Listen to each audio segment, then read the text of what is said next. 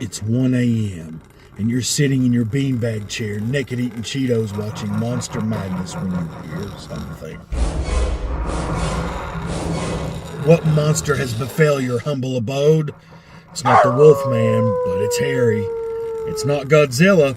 It's much smaller. It has a ravenous zombie appetite and a penchant for destruction. It's the worst of the hairy fanged creatures. You want to know what bugs me? How dare you insult? How dare you interrupt? This is the bad road. Watch out. Bad road. And you're on our turf, man. And man, I'll cut you up so bad. You're gonna wish I don't cut you up so bad. Those are bad roaches. I blame this one. Cats don't care about it.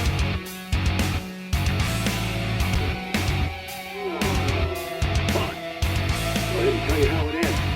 Dr. Phil says, and now you've got working out for you.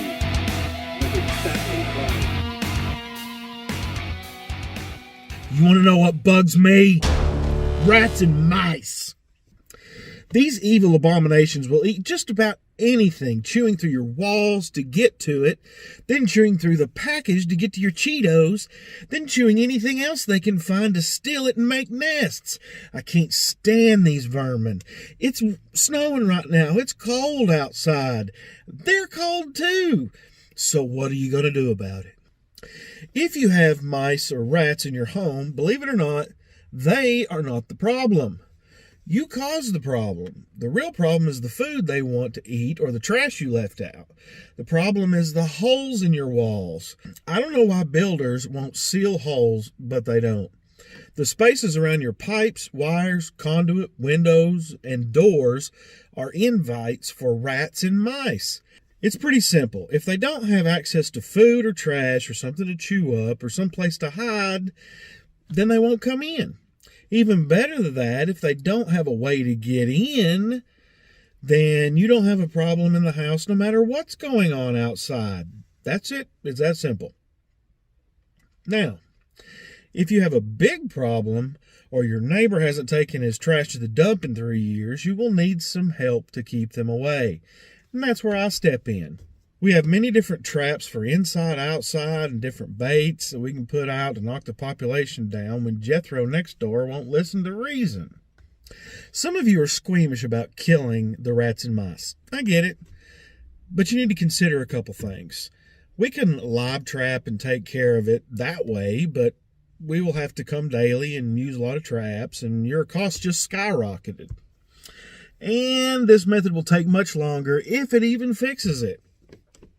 More than likely, this will be a perpetual method that we'll have to do just forever. So you think they're cute and don't want to kill them? Why is it we only eat ugly animals? Anyway, let's go back to the 1300s where up to 200 million people died because of rats and the fleas that they carried. Remember that? The Black Death, the plague? This caused fever, chills, vomiting, diarrhea, terrible aches and pains, and then death. Even the ring around the rosy nursery rhyme is theorized to be about the circular rash from that plague. All from rats. Died. Just like that? But the mice don't get off scot-free.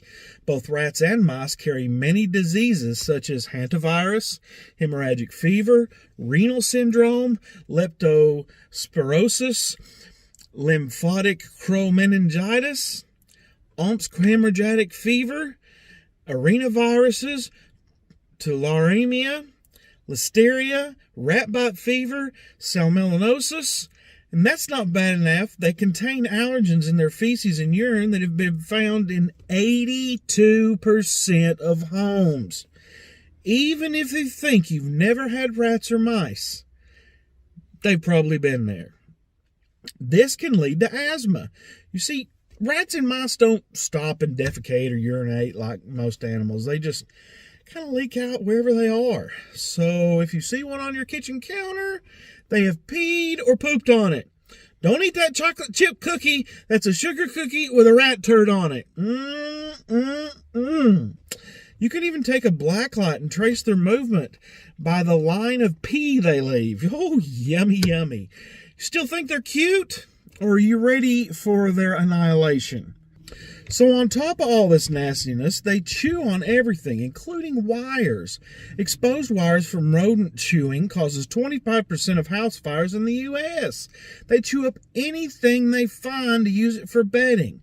Their teeth are so tough they can chew through things like cinder blocks, wood, drywall, anything up to steel. Your little piece of steel won't stop them. Even if they don't chew it, they'll just pull or push it out, just to whatever they need to do to get to your Cheetos. And they don't need much to get through. A mouse only needs a 1/4-inch hole, and a full-size rat only needs a 1/4-size hole to get in. They're mostly fluff and blubbers, so as long as they can get their skull through the hole, they're off to the races. And if that's not big enough to fit through, but they smell something good through the hole, they'll just chew it till it is big enough. They're also really greasy and leave what we call in the industry rub marks when they travel an area frequently. This oil on their fur attracts dirt and whatever nastiness they've been wallowing in, including the sewers and your trash. And it gets stuck to their fur. Then when they go in and out of a hole or rub up against a wall, they leave this black mark that stains, kind of like the stains around your light switches if you haven't cleaned them in 20 years. So these are some nasty creatures you don't want in your home. I don't care how cute you think they are. Give me a call so we can stop these serial poopers from invading your family time or your beanbag naked eating Cheetos time. You want to know what bugs me? Rats and mice. But I love to kill.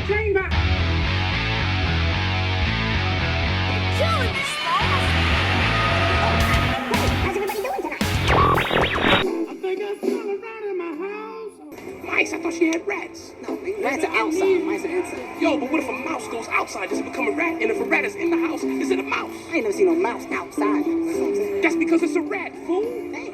Oh, I think I found a rat. Take it, you dirty yellow-bellied rat, or I'll give it to you through the door. Keep that shade, you filthy animal. So, I stand upon my desk to remind myself that we must constantly look at things in a different way.